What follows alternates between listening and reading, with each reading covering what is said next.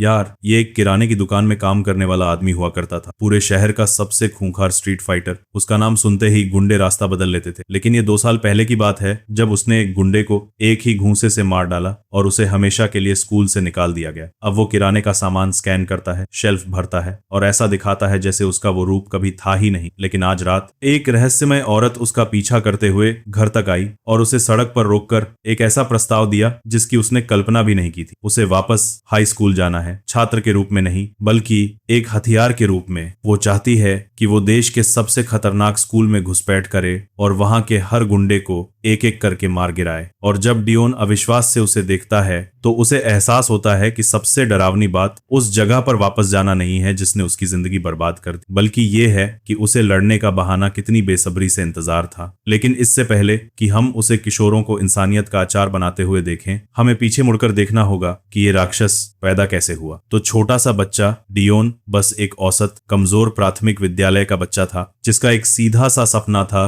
कि हर दिन उसकी पिटाई न हो। उसने ब्रूस ली की किताबों को पवित्र ग्रंथों की तरह पढ़ना शुरू कर दिया, सिर्फ इसलिए क्योंकि किसी भूरे बालों वाले गुंडे ने पहले दिन उसके चेहरे को निशाना बनाने का फैसला किया था। गुंडे की मुट्ठियां मान से टकराती हैं जिससे दर्द की एक ऐसी सिम्फनी बनती है जो कक्षा में गूंजती है। बाकी बच्चे डर से जम जाते हैं। टीचर अंदर आती है, डियोन का चेहरा टमाटर की तरह सूजा हुआ देख और उसे बेकार की डांट फटकार सुनाकर चली जाती। शिक्षा प्रणाली में आपका स्वागत है। लेकिन अप्रत्याशित रूप से ब्रेक के दौरान सब कुछ बदल जाता है। स्कूल का टॉप शिकारी अंदर आता है, डियोन की पीठ पर अनाथ का टैग देखता है और तुरंत आपा खो बैठता है। वो लड़का भी बेसहारा है और उस क्रूर मजाक से नफरत करता है। वो भूरे बालों वाले गुंडे को बुरी तरह से पीटता है, हड्डियां टूटती हैं, खून बहता है और डियोन को उसके जीवन का सबसे महत्वपूर्ण सबक सिखाता है। इस दुनिया में केवल ताकतवर ही अधिकारों के हकदार हैं और बस यूं ही एक राक्षस पैदा हो जाता है। सालों बाद डियोन का शरीर अब पूरी तरह से मांसपेशियों से बना है और वो इलाके का सबसे डरावना हाई स्कूल का छात्र बन गया है। वो अंडोंग हाई स्कूल का निर्विवाद राजा बन जाता है। लेकिन फिर त्रासदी होती है। एक लड़ाई के दौरान उसकी मुट्ठी गलती से एक गिरोह के सदस्य से इतनी जोर से टकराती है कि वो मौके पर ही मर जाता है। डियोन को स्कूल छोड़ने पर मजबूर होना पड़ता है और उसका साम्राज्य रातों रात ढह जाता है। वो राक्षस गायब हो जाता है और एक बेढंगे दाढ़ी वाले किराने की दुकान के क्लर्क में तब्दील हो जाता है जो अफसोस और अधूरी गुस्से में डूबा रहता है। वर्तमान समय में डियोन काम पर है, एक किताब को घूर रहा है, लेकिन उसका दिमाग साथ देने से इनकार कर रहा है। उसका बॉस बड़बड़ाता रहता है कि आजकल के युवाओं में जुनून की कमी है। वो कहीं भी पढ़ने के बारे में बात करता है, खड़े होकर, बैठकर, यहाँ तक कि बाथरूम में भी। डियोन कड़वे विचारों में डूबा हुआ है। मुझे स्कूल नहीं छोड़ना चाहिए था। मैं अब इस जलती हुई टेंशन को कहाँ निकालूं? इस बीच एक गंदी गली में गुंडे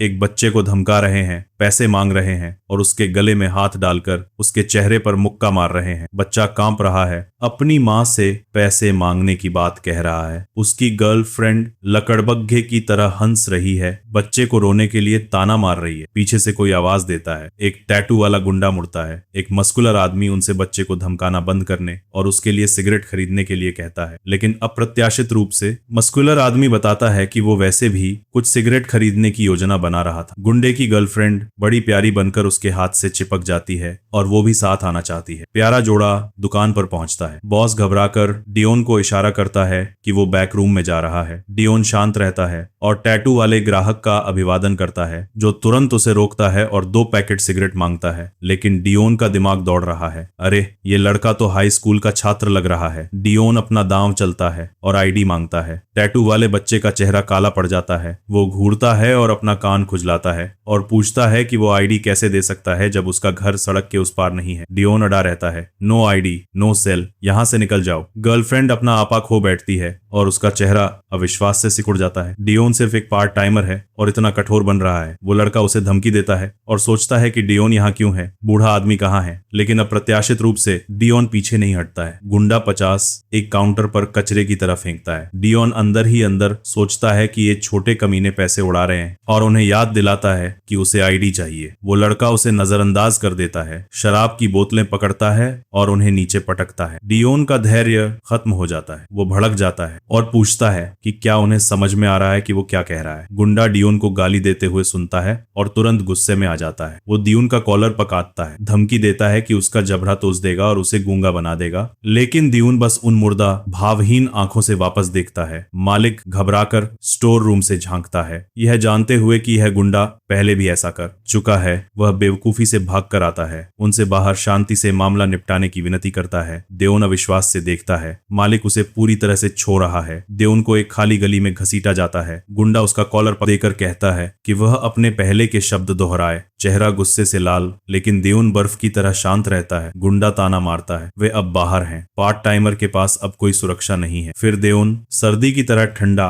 उसे घूरता है और चेतावनी देता है, मुझे छोड़ दो, मैं तुम्हें 3 सेकंड दे रहा हूँ। गर्लफ्रेंड अपना मुंह ढक लेती है और पागलों की तरह हंसती है, क्योंकि उसे लगता है कि यह सबसे मजेदार बात है। यह बेवकूफ उन्हें 3 सेकंड दे रहा है। डियोन उन चश्मों के पीछे भावहीन गिनती शुरू कर देता है। 1। गुंडा अपने दांत पीसता है, आंखें फैल जाती हैं, क्योंकि वह मुक्का मारने के लिए तैयार होता है। चिल्लाता है कि वह मारने वाला है, लेकिन अचानक किसी की आंखें धुंधली हो जाती हैं। रिकॉर्ड खरोंचते हैं। गर्लफ्रेंड अपने बॉयफ्रेंड को जगाने के लिए चीख रही है। डियोन वहां हाथों को जेब में डालकर है, ठंडी निगाहों से देख रहा है। गुंडा भ्रमित है, पूछ रहा है कि क्या हुआ। उसकी गर्लफ्रेंड बताती है कि उसे मुक्का मारा गया और वह तुरंत बेहोश हो गया। उसकी आंखें बेसुध हो जाती हैं। पूछ रहा है कि यह किसने किया। वह डियोन को देखता है। उसका दिमाग यह समझने के लिए संघर्ष कर रहा है कि डियोन अभी भी पूरी तरह से ठीक क्यों खा है। गर्लफ्रेंड उसे उठने में मदद करती है। वह अपना मुंह पोंछता है, यह महसूस करते हुए कि 1 मिनट भी नहीं हुआ है। वह अपनी गर्लफ्रेंड से और लोगों को बुलाने के लिए फुसफुसाता है। वह पहले भ्रमित होती है, फिर उसकी आंखें गुस्से से फैल जाती हैं, क्योंकि वह सीधे उसके चेहरे पर चिल्लाता है कि सुदृढ़ीकरण बुलाओ। आखिरकार वह समझ जाती है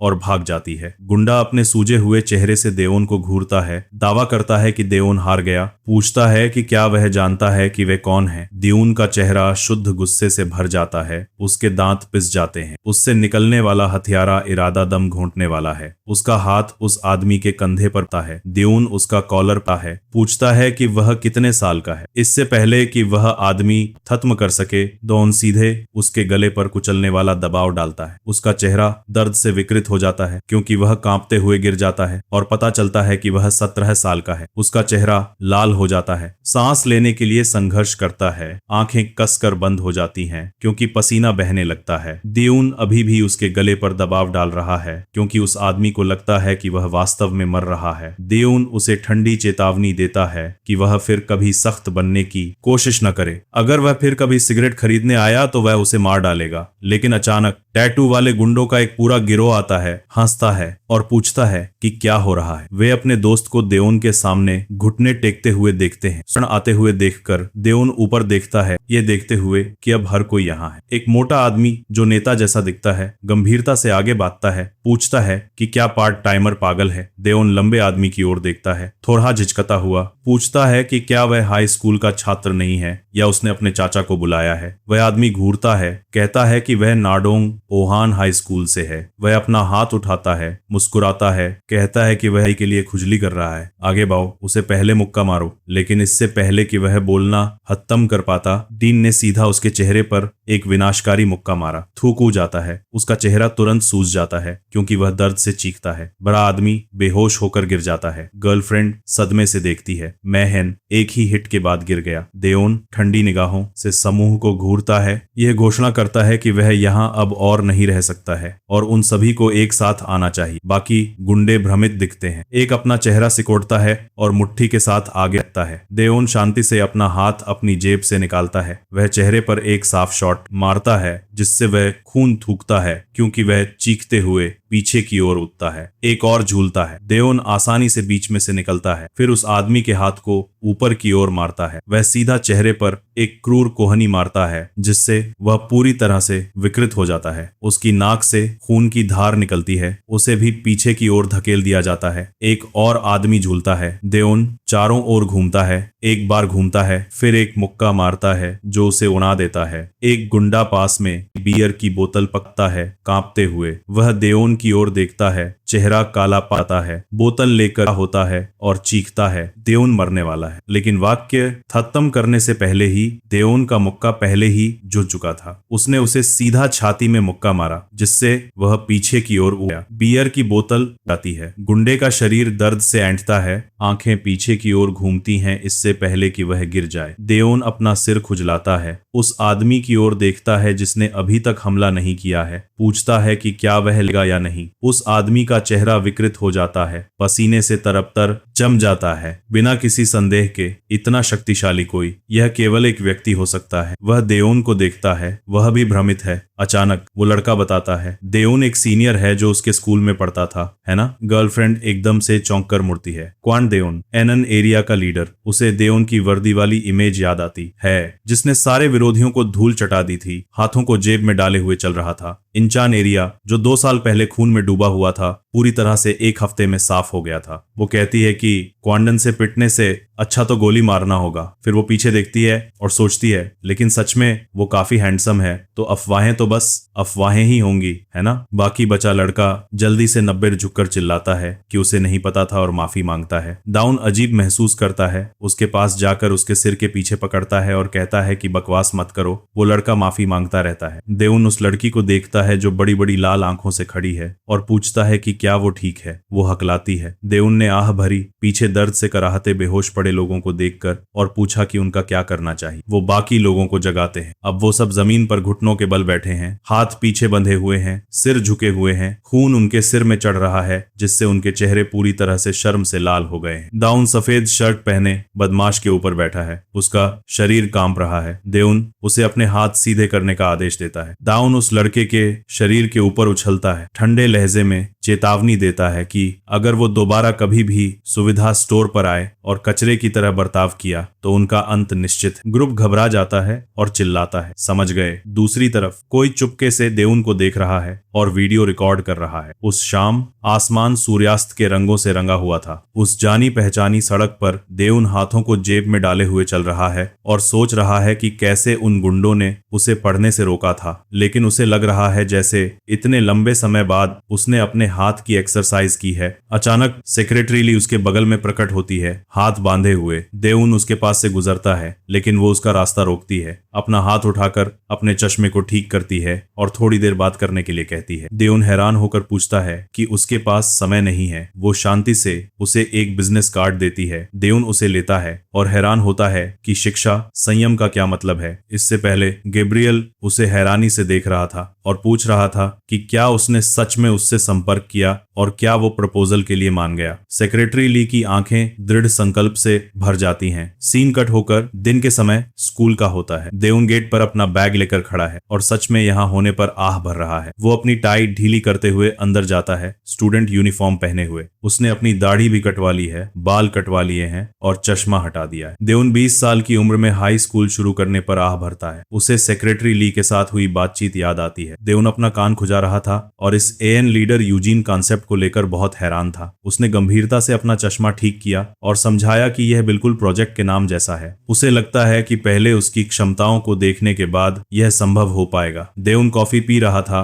पूरी तरह से खोया हुआ, और पूछ रहा था कि क्या वो शिक्षा के बहाने बेवकूफी भरी चीजें कर रही है। लेकिन अचानक वो बहुत गंभीरता से खड़ी हो गई और बताया कि उन्होंने उसके बारे में जानकारी जुटाई है। देउन हैरान होकर पूछता है कि वो कौन है। वो पास झुकती है, उसका हाथ उसके कंधे पर रखती है और आंखों में समझदारी भरकर फुसफुसाती है कि वो किसी और से ज्यादा बेकार है, इसीलिए उसे अब मजबूत बनने की कोशिश नहीं करनी चाहिए। भले ही उसे यह बेतुका लगे, लेकिन वो जानती है कि उसमें इनकार करने की क्षमता नहीं। यह अतीत के बारे में डींग मारने का समय नहीं। देउन ने यह सुना और घूरने लगा, खंडन करने में असमर्थ। उसने पूछा कि क्या यह अतीत की सभी गलतियों को सुधारने का मौका नहीं है। देउन का चेहरा शांत हो गया और पूछा कि उसे पहले क्या करना चाहिए। स्कूल में वापस आने का पहला दिन देउन शांति से कॉरिडोर में चल रहा है। उसकी लंबी कदकाठी के कारण महिला छात्र लगातार कानाफूसी कर रहे हैं कि वो हैंडसम ट्रांसफर स्टूडेंट है। होमरूम टीचर मंत्रमुग्ध छात्रों की ओर इशारा करता है और उन्हें जल्दी से क्लास में वापस जाने के लिए कहता है। क्लास के अंदर जंग का मतलब है किसी की पीठ पर लाद कर ले जाना। वो बाकी लोगों को ब्रेड खाने के बारे में बताता है। कोई उसे याद दिलाता है कि आज ब्रेड रोटेशन वाली बात भूल जाओ। क्या कोई नया ट्रांसफर स्टूडेंट आने वाला नहीं है? जंग मिन उतर जाता है और डोंग मिन के पास जाता है और बताता है कि वो विशाल हाथी ड्रॉप आउट हो गया है। अचानक होमरूम टीचर दरवाजा खोलता है और उनसे आग्रह करता है कि वो इकट्ठा होना बंद करें और अंदर आएं। होमरूम टीचर एक रूलर पकड़े हुए अंदर आता है, घूरता है और उन्हें चुप रहने और बैठने के लिए कहता है। देउन उसके पीछे अंदर आता है। टीचर नए ट्रांसफर स्टूडेंट का परिचय कराता है और उसे अपना परिचय देने के लिए कहता है। देउन अपने हाथों को जेब में डालता है, छात्रों को देखता है और इंछान से देउन क्वान के रूप में अपना परिचय देता है। नीचे महिला छात्र हांफती हैं, आंखें बिना पलक झपकाए फटी की फटी रह जाती हैं। लड़के भी आंखें फाड़कर देखते हैं। जोंगमिन हंसता है और होंग को बताता है कि जूरी फिर से मेकअप कर रही है और शायद नए छात्र को पसंद करेगी। जूरी एक्साइटमेंट से भरी पाउडर फिर से लगा रही है, लेकिन डोंगमिन का चेहरा गुस्से से भर जाता है। आंखें चौड़ी बड़बड़ाते हुए कि ट्रांसफर स्टूडेंट को अपने पहले दिन एक सबक की उम्मीद करनी चाहिए। टीचर खाली जगह को देखता है, समझाता है कि एक स्टूडेंट ने ड्रॉप आउट कर दिया, इसलिए वह सीट खाली है। देउन बैठ जाता है, दोस्ताना मुस्कुराता है और अपने पड़ोसी को हेलो कहता है। उसका नाम पूछता है। वह आदमी मुस्कुराते हुए जवाब देता है। अपना परिचय मस किम के रूप में देता है। मुंह लिखने पर ध्यान केंद्रित करता है, जबकि देउन को याद दिलाता है कि यह क्लास शायद उसकी पिछली क्लास से अलग होगी। देउन भी चश्मा लगाता है और कहता है कि उसे पढ़ाई के लिए इनकी जरूरत है। जोंगमिन स्ट्रेच करता है और मुस्कुराता है, पूछता है कि क्या उन्हें शुरू करना चाहिए। कोई टिप्पणी करता है। देउन सच में बूढ़ा दिखता है। वह जल्दी से आत्मविश्वास से भर जाता है, उनसे चुप रहने और जब वह बोल रहा हो तो उसे देखने के लिए कहता है। देउन ध्यान से मस का लेक्चर सुन रहा है। उनके पीछे जंग धीरे धीरे आ रहा है। वह अपना हाथ उठाता है। मस का चेहरा जम जाता है। तुरंत बाद जंग उसकी गर्दन के पीछे एक हिट मारता है, उसे गायब होने के लिए शाप देता है। उसके बगल में बैठा देउन चौंक जाता है, उन्हें देखने के लिए अपना चश्मा उतारता है, सोचता है कि क्या हो रहा है। वह आदमी चौड़ी आंखों से घूरता है, अपनी भौहें चढ़ाता है और नकली हंसी हंसता है। देउन को बताता है कि उसे एक दोस्त पाकर खुशी हो रही है, लेकिन उसे अपना मुंह बंद रखना चाहिए और सॉसेज ब्रेड खरीदना चाहिए। जंग समझाता है। देउन का पुराना दोस्त ब्रेड खरीदने का काम करता था, लेकिन बिना ईमानदारी के ड्रॉप आउट कर दिया। जंग आगे कहता है कि अब परजीवी चला गया है। पूछता है कि क्या देउन को लगता है कि वह बच सकता है। उसे अपने दोस्त की जिम्मेदारी लेनी चाहिए, है ना। तुरंत बाद वह मुंह की ठोड़ी पकड़ता है, उसे याद दिलाता है कि अब वह आधिकारिक तौर पर ब्रेड खरीदने का इंचार्ज है। बधाई हो। मुंह घबराहट भरी आंखों से देखता है, हकलाता है। वह अपनी घड़ी दिखाता है, समझाता है कि वह नहीं कर सकता क्योंकि डिस्कशन पीरियड के ठीक बाद एक क्लास है, लेकिन डोंग नीचे हंसता है कि वह बेवकूफ क्या कह रहा है। डोंग अपने चेहरे को अपनी हथेली पर टिकाता है, आंखें बंद करता है, फिर खोलता है। मस की दयालुता के कारण ज्यादा जानने जैसा महसूस करने के बारे में मुस्कुराता है। तुरंत बाद वह अपना चेहरा बंद कर लेता है, गुस्से से भरे दांत पीसता है, सबको अपनी आंखें बंद करने के लिए कहता है। स्टूडेंट्स जल्दी से अपनी आंखें बंद कर लेते हैं। वह गुर्राता है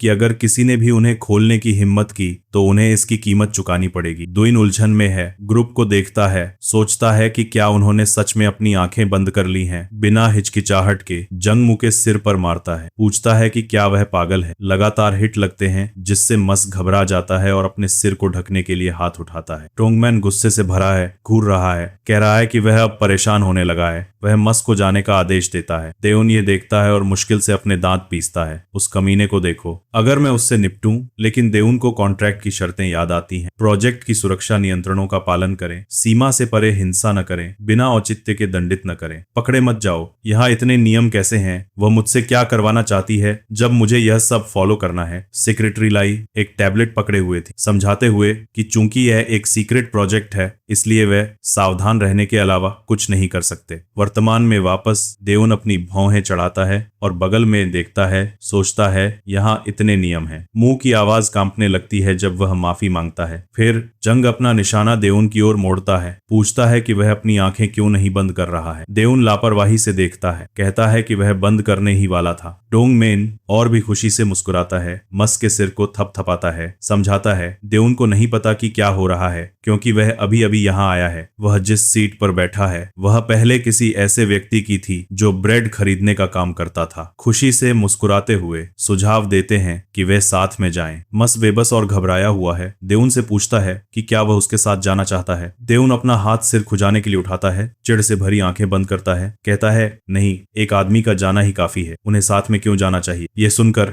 मुंह घबरा जाता है, माफी मांगता है। जंगमैन खुशी से हंसता है, पूछता है कि क्या ये बच्चे सच में अपनी रैंक की तुलना कर रहे हैं। जंग अपनी आंखें सिकोड़ता है, इस बात में शामिल होता है कि वे कितने परेशान करने वाले हैं। तुरंत बाद वह चौड़ी आंखों से घूरता है, संतुष्टि से भरा हुआ देउन को याद दिलाता है कि वहां आत्मविश्वास से भरा अभिनय करते हुए खड़ा न रहे और जल्दी से जाए। देउन झंझट नहीं चाहता है, इसलिए वह अपना हाथ डेस्क पर टिकाता है और खड़ा हो जाता है। फिर वह अपना हाथ ऊपर लहराता है, उन्हें पूरी तरह से उदासीनता से याद दिलाता है कि यह कोई बड़ी बात नहीं, ठीक है तो उसे पैसे दो। लेकिन डोंग मिंग उस उंगली को घूरता है जो इशारा कर रही है, पूछता है कि यह क्या है और देउन अपना वॉलेट क्यों नहीं निकाल रहा है। वह देउन का सिर पकड़ता है, चिल्लाता है कि क्या वह पागल है, लेकिन देउन पूरी तरह से शांत दिखता है। तुरंत बाद डोंगमैन गुस्से में देउन के चेहरे के करीब आता है, उससे कहता है कि उसकी ओर इस तरह इशारा न करे, पैसे जाहिर तौर पर देउन के होंगे। वह आदमी शाप देता है, जिससे देउन बेबसी से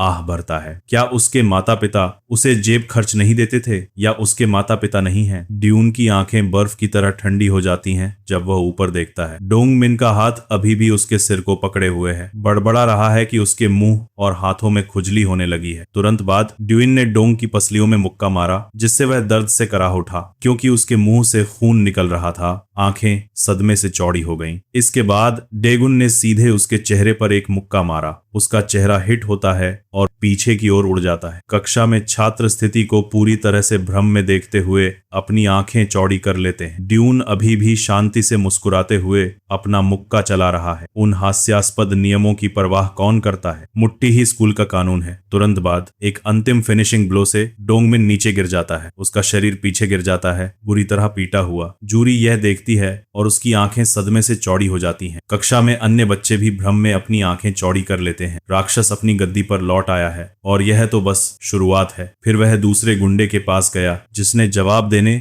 और लड़ने की हिम्मत करने पर अपने दांत किटकिटाए। डुन ने उसके पेट में सीधा मुक्का मारा, जिससे वह पीड़ित हुआ और दर्द सहना पड़ा। वह एक और वार करने ही वाला था कि तभी मोटा लड़का उठ गया और लोहे की कुर्सी लेकर हमला कर दिया, लेकिन बंदूक ने उसे पूरी कक्षा के सामने दूसरी बार ठंडा कर दिया। जैसे ही वह दो गुंडों को सीधा कर रहा था, एक और व्यक्ति अंदर चला गया, जिससे हर कोई डर गया। यह मनहो था, कक्षा का असली नेता। मनहो स्पष्ट रूप से कोई साधारण लड़का नहीं था। उसने तुरंत डॉन की लड़ने की क्षमता को पहचान लिया। पहले तो मनहो ने डॉन से लापरवाही से बात की, लेकिन जिस क्षण डॉन ने आंखें फेरी, उसने एक चुपके से हमला शुरू कर दी। डॉन ने उसके रुख को पहचान लिया। वह निचले शरीर को निशाना बना रहा था, जो किसी पुरुष प्रतिद्वंद्वी को नीचे गिराने का सबसे तेज तरीका था। सभी ने स्वाभाविक रूप से अपने हाथों को अवरुद्ध करने के लिए नीचे कर लिया, और जब तक डुन को एहसास हुआ कि यह एक बेहोशी है, तब तक बहुत देर हो चुकी थी। मनहो ने पहले ही डुन के चेहरे पर एक शक्तिशाली मुक्का मार दिया था। जब डुन अवाक था, मनहो ने फिर से झपट्टा मारा, लेकिन इस बार डुन ने उसे ठोकर मार दी। इससे पहले कि वह गिर पाता, डुन ने उसका कॉलर पकड़ लिया और उसे वापस पटक दिया, जिससे वह जमीन पर अवाक रह गया। उस दिन के बाद हर सुबह डॉन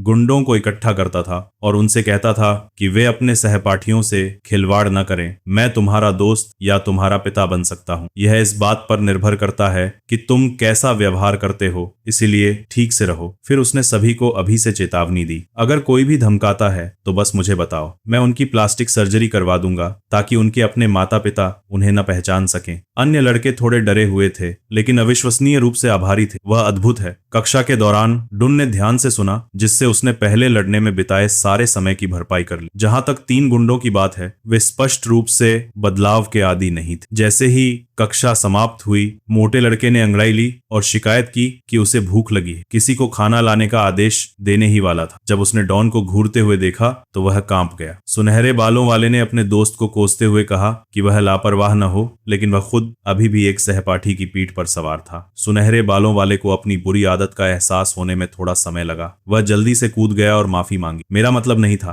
तुम अचानक मेरे ऊपर चढ़ने के लिए क्यों घुटने टेक दिए? फिर उसने सहपाठी से कहा, अगली बार स्थिर रहना। उन्होंने भले ही ऐसा कहा हो, लेकिन हर कोई निराश महसूस कर रहा था और बदला लेने की साजिश रच रहा था। अगर आप हीरो हैं तो 10 साल इंतजार करना ज्यादा लंबा नहीं है। कक्षा में एक खूबसूरत लड़की जीसू इन दयनीय लोगों को देखकर ऊब गई। वह डुन के पास दौड़ी, उससे लिपटी रही और उसे बाहर घूमने के लिए कहा। उसने पहले भी तीनों गुंडों को फुसलाने के लिए उसी तरह की मीठी मीठी बातें की थीं, इसलिए उन्होंने मान लिया कि डुन भी उसके झांसे में आ जाएगा। जीसू उसे लुभाने की कोशिश करती रही, लेकिन अजीब तरह से डुन थोड़ी देर के लिए उसके पीछे देखता रहा। अंत में उसे एहसास हुआ कि वह बोर्ड को देखने में बाधा डाल रही है। उसने उसे अपने सवालों के जवाब देते हुए देखा, जबकि वह अभी भी तेजी से नोट्स कॉपी कर रहा था। स्पष्ट रूप से वह एक किताबी कीड़ा था और कोई भी प्रलोभन बेकार होगा। जीसू गुस्से में खड़ी हो गई और तीनों गुंडों के पास चली गई। उसने उन्हें डांटा, उनसे कहा कि वे पढ़ें और उचित व्यक्ति बने और बदला लेने के बारे में भूल जाएं। तभी एक लंबा सुनहरे बालों वाला लड़का अंदर आया और मनहो से एक नए छात्र द्वारा पीटे जाने के बारे में पूछा। यह अगली कक्षा का नेता था। मनहो को पता था कि ये कुत्ता उसे उकसाने के लिए यहाँ है। उसने अपनी आस्तीनें ऊपर चढ़ाई और लड़ने के लिए तैयार होकर एक पेन पकड़ लिया। दोनों एक दूसरे से जबड़े लड़ा रहे थे, बस हाथापाई करने ही वाले थे। विंडीगन्स शाउट ने उन्हें रोक दिया और उनसे कहा कि ये बहुत शोर कर रहे हैं, वो पढ़ाई करना चाहता है। मनहो को इशारा समझ आ गया और वो अपनी सीट पर वापस चला गया। गोरा नेता भी अपने गिरोह को वापस क्लास में ले गया। कुछ और ताने मारना नहीं भूला। कितना नमकीन है। जाने से पहले वो डुन से बात करने के लिए आगे बढ़ा, लेकिन डुन ने उसे अनदेखा कर दिया और लगन से अपने नोट्स कॉपी कर रहा था। उस रवैये ने उसे बहुत गुस्सा दिलाया। जैसे ही वो देओन की नोटबुक फाड़ने वाला था, डुन के हाथ ने उसे दबा लिया और उसे पीछे की ओर मोड़ दिया। दर्द से गोरे का चेहरा बिगड़ गया और उसने दया की भीख मांगी। जब आंसू और नाक बहने लगी, तब डोन ने अपनी पकड़ थोड़ी ढीली की। उसने धीरे से उसे याद दिलाया, मुझे अवकाश खत्म होने से पहले ये नोट्स कॉपी करने हैं। अगर तुम अपनी उंगली नहीं खोना चाहते हो तो बाद में आना, ठीक है? एक बार रिहा होने पर गोरे ने बहुत माफी मांगी और अपने गिरोह को वापस क्लास में बुला लिया। बेशक ये सब बातें थीं। तुरंत बाद उसने डोन पर अचानक मुक्का मारा। गोरे को उम्मीद नहीं थी कि डैगन को इस चाल का अंदाजा होगा। डोन ने आसानी से चकमा दिया और उसे थप्पड़ मारा, जिससे वो पीछे की ओर लुढ़क गया। उसके साथी को अपने क्लास लीडर को एक ही चाल में धराशायी देखकर डर लग गया। कितना डरावना है। सिर्फ वो ही नहीं बल्कि पूरी क्लास और तीनों बदमाश हैरान थे। तभी उन्हें एहसास हुआ कि उन्हें बदला लेने के बजाय माफ करना सीखना चाहिए। ये उनके दांतों के लिए अच्छा होगा, वरना उनके पास दलिया खाने के लिए जबड़े भी नहीं बचेंगे। तभी टैटू वाले इंक लगे लोगों का एक और समूह आया और मनहो के स्वास्थ्य के बारे में पूछा। नेता की चिड़चिड़ी आवाज सुनकर मनहो फिर से अपना पेन पकड़ना चाहता था, लेकिन उसे पता था कि वो उसे निशाना नहीं बना रहे हैं। उनमें से लगभग 10 लोगों ने डुन की डेस्क को घेर लिया। इस स्थिति में दिगुन को पता था कि वो नोट्स कॉपी करना जारी नहीं रख सकता। नेता ने डुन को विनम्रता से देखा और अपने डेस्कमेट से हटने के लिए कहा ताकि वो आसानी से बात कर सके। उसने अपना परिचय कक्षा सी से सान्हो के रूप में दिया और सीधे कहा कि वो नहीं चाहता कि डोन स्कूल का बॉस बने। लेकिन डुन का शांत चेहरा देखकर, जिसने साफ साफ कहा कि वो बहुत कमजोर है, सान्हो को पता था कि इस नए छात्र में कुछ हिम्मत है। उसने स्कूल के गेट पर स्कूल के बाद एक बैठक तय की और अपने गिरोह को दूर ले गया। डुन ने उन्हें जाते हुए देखा, थोड़ा शर्मिंदा। उसने उम्मीद नहीं की थी कि अपने पहले कुछ दिनों में ही वो इतना ध्यान आकर्षित करेगा। तभी मनहो चलकर आया और उसके साथ बैठने के लिए कहा। डून के इनकार के बावजूद उसने एक कुर्सी खींची और बैठ गया और उसे याद दिलाया कि सान्हो एक सच्चा लड़ाकू है। पता चला कि मनहो सान्हो को हराने में डून की मदद करना चाहता था, लेकिन डून को इसकी जरूरत नहीं। मनहो ने डून के विरोध को अनदेखा कर दिया और सान्हो की लड़ाई शैली और उससे मुकाबला करने के तरीके के बारे में बड़बड़ाना जारी रखा। सान्हो ने जाहिर तौर पर मिडिल स्कूल से ही बॉक्सिंग सीखी थी, सिर्फ स्कूल का बॉस बनने के लिए। वो नियमित रूप से अपने सहपाठियों को पंचिंग बैग के रूप में इस्तेमाल करता था और उन्हें तब तक पीटता था जब तक कि वो पूरी तरह से पिट न जाए। कई तो अस्पताल में भी भर्ती हो गए, लेकिन सान्हो की डरावनी उपस्थिति के कारण किसी ने भी बोलने की हिम्मत नहीं की। दोपहर के भोजन के समय हर कोई हैंडसम नए छात्र को विस्मय से देखने लगा। उसकी हालिया शानदार जीत ने अन्य क्लास लीडरों का ध्यान आकर्षित किया था। डेगुन ने हालांकि इस सब को अनदेखा कर दिया और अपने भोजन पर ध्यान केंद्रित किया। उसे कैफेटेरिया का खाना खाए हुए काफी समय हो गया था। कितना यादगार है। जल्द ही मनहो का पूरा गिरोह उसके चारों ओर जमा हो गया। ये लड़का अभी भी डून को अकेला नहीं छोड़ रहा था और उसे सान्हो के बारे में फिर से चेतावनी दे रहा था। वो शांति से खाना भी नहीं खा पा रहा था। कितना दृढ़ है? डून ने पूछा कि वो सान्हो को क्यों हराना चाहता है। पता चला कि वो पहले उससे लड़ चुका था और उस लड़ाई में कुछ हुआ था। सान्हो के पास शुरू में अपनी बेहतर बॉक्सिंग कौशल के साथ ऊपरी हाथ था और उसने मुझे बुरी तरह पीटा। मेरे पास सबसे क्रूर और घृणित कदम, एक नीचा प्रहार का उपयोग करने के अलावा कोई विकल्प नहीं था, जिससे वो भयानक दर्द में चिल्लाते हुए आत्मसमर्पण कर रहा था। लेकिन बाद में मैं अपनी जीत को भी स्वीकार नहीं कर सका और मुझे बहुत दोषी महसूस हुआ। संक्षेप में, वो कई त्वरित चकमा तकनीकों वाला एक बॉक्सर है। जैसे ही वो बहस कर रहे थे, कागजों का एक ढेर डुन के भोजन में गिर गया। अरे यार, हुआ ये कि साहो के 2 चेले थे जो मस्ती कर रहे थे और सॉरी बोलते टाइम भी स्माइल कर रहे थे। वो भागने ही वाले थे कि दुन ने उनके हाथ पकड़ लिए, रोक दिया उनको। सबको पता था कि अब तो पक्का लड़ाई होने वाली है और ये दूसरे क्लास के लीडर्स के लिए भी एक मौका था कि वो नए स्टूडेंट का फाइटिंग स्टाइल देख सकें। दुन तो गुस्से से लाल था। उसने इतनी जोर से पकड़ा कि वो बंदा डर गया। उसे पता चल गया था कि उसने गलत आदमी से पंगा ले लिया है और अब उसकी धुनाई होने वाली है। तभी हैंगरेओंग ऑर्गेनाइजेशन से मैसेज आया तो दिगुन ने उन्हें थोड़ी देर के लिए छोड़ दिया। उन्होंने मौका देखा और भाग गए। क्या किस्मत थी उनकी। दिगुन ने मैसेज चेक किया। फीमेल मैनेजर ने उसे स्कूल के बाद मिलने के लिए कहा था। उसे याद आया कि वो रूल्स के बारे में बहुत बात करती थी, सिर्फ उसे रोकने के लिए नहीं बल्कि ऑर्गेनाइजेशन के वजूद को बचाने के लिए भी। अगर उसने ज्यादा गड़बड़ की और उनकी पहचान उजागर कर दी तो वो अपनी बोरिंग गरीब जिंदगी में वापस चला जाएगा। दूसरी तरफ प्रोजेक्ट के बाद इनाम में बहुत बड़ी रकम मिलने वाली थी, तो थोड़ा कंट्रोल करना ठीक रहेगा। दुन ने खुद को याद दिलाया, फिर अपनी ट्रे उठाई और वहां से चला गया, जबकि मानहो गैंग अभी भी उसे साहो को हराने के लिए कह रहा था। ये बंदा तो एकदम दीवाना था। जैसे ही दुन बाहर निकला, वो उस लड़के से टकरा गया जिसने पहले उस पर पेपर फेंके थे। डोन को पहचान कर वो भागने लगा, लेकिन डोन ने उसकी कॉलर पकड़ ली और उसकी तबीयत के बारे में पूछा। ये लड़का जिद्दी था और माफी नहीं मांग रहा था, ये कहते हुए कि एक क्लास का स्टूडेंट दूसरी क्लास के स्टूडेंट को तब तक नहीं छू सकता जब तक वो उनके लीडर को हरा ना दे। क्या बेकार रूल था। दुन ने उसे जल्दी से कुछ घूंसे मारे, जिससे उसने थूक दिया और वो गिर गया। फिर उसने उसे साहो को बुलाने के लिए कहा ताकि वो उससे भी निपट सके। उस लड़के ने कहा कि साहो सैंडबैग पर घूंसे मार रहा है। दुन को एहसास हुआ कि वो क्लासमेट्स को पंचिंग बैग की तरह इस्तेमाल कर रहा है। दुन ने वार्म अप किया, अपने हाथ पैर फैलाए और सीधे साहो की क्लास में जाने का फैसला किया। सच में जब वो पहुंचा तो साहो 2 स्टूडेंट्स के बीच में खड़ा था जिनके चेहरे सूजे हुए थे। साहो ने लड़ने का फैसला किया और दोनों पंचिंग बैग को बाहर निकाल दिया, लेकिन पहले उसने उनसे ये कहने के लिए मजबूर किया कि उनकी चोटें उसकी वजह से नहीं लगी। इस बीच डियन ने देखा कि क्लास स्टूडेंट्स से भरी हुई थी, लेकिन किसी की हिम्मत नहीं हो रही थी कुछ करने की। डोन उस बेबसी को पूरी तरह से समझ गया था, क्योंकि वो भी पहले ऐसा ही था। तब जब किसी गुंडे ने उसे रुलाया था तो टीचर ने भी ध्यान नहीं दिया था, डर के मारे कि कहीं वो बीच में न फंस जाए। आखिरकार उस गुंडे को एक और भी ताकतवर आदमी ने दबा दिया, जिसने ये ऐलान किया कि कोई उसे दोबारा नहीं छुएगा। दुन जानता था कि ये सिर्फ गुस्से में दिया गया बयान था, लेकिन इससे उसे तब से परेशानी से बचने में मदद मिली है। अब दुन ने फैसला किया कि वो सबसे बड़ा गुंडा बनेगा ताकि इन सड़े हुए बदमाशों को कंट्रोल कर सके। साहो के एक गुंडे साथी ने दुन पर घूंसा मारा, लेकिन दुन ने उसे एक ही वार में गिरा दिया। दुन को इस मोटे लड़के को मारने में काफी मजा आया। ये बुरा पंचिंग बैग नहीं रहेगा। तो आज के लिए बस इतना ही। नेक्स्ट पार्ट बहुत ही मजेदार होने वाला है, तो उसके लिए वीडियो को लाइक और सब्सक्राइब करना मत भूलना। साथ ही वीडियो को हाइप भी कर देना। मिलते हैं नेक्स्ट वीडियो में।